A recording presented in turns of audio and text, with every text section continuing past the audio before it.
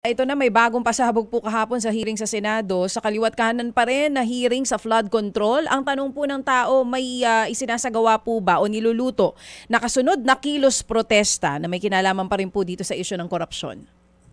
Wala pa namang petsa pero nagpaplano na. Pag-uusapan na yan. In fact, yung mga nagsama-sama doon sa Luneta at maging yun doon sa EDSA People Power Monument kasi ang tama na ay isa rin sa mga initiators ng trillion peso march kasama halimbawa sina Attorney Howie na kausap nyo kanina. Yes po. Nagpulong na rin yung trillion peso march organizers, nagpulong na rin yung Baha sa Luneta organizers at nag-a-assess at sa Hanay halimbawa naman sa Baha sa Luneta may mga tinitig ng petsa pa eh. Hindi pa pinal pero tinitig ng petsa November 30 siguro dahil Red Letter Day, Bonifacio Day. Maaring magkaroon siguro ng build-up activities leading to that. Matagal pa, yun din ang reaksyon ko. November 30, matagal pa po yata yun, sir. Yun nga, medyo matagal yun, November 30. Alam natin, I think anytime between now and November 30, maaring may pumutok, maaring may bombshell. So nakahanda. Ang mahalaga naman dito ay handa yung mga organizers ng Baha sa Luneta,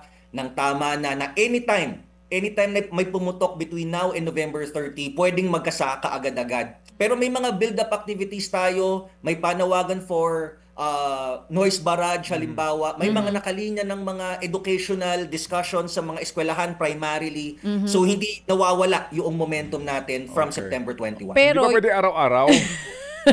Kung kakayanin.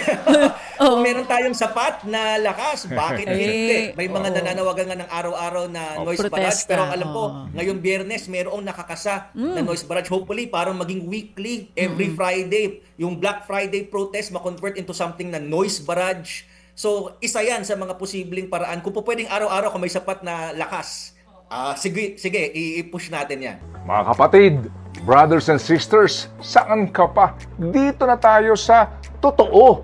Dito na tayo sa True FM. Mga kapatid, mag-subscribe and follow po kayo sa social media accounts ng True Network PH. Yan po kami. Hanapin nyo lang True Network PH, Facebook, Instagram, YouTube, TikTok, and podcast.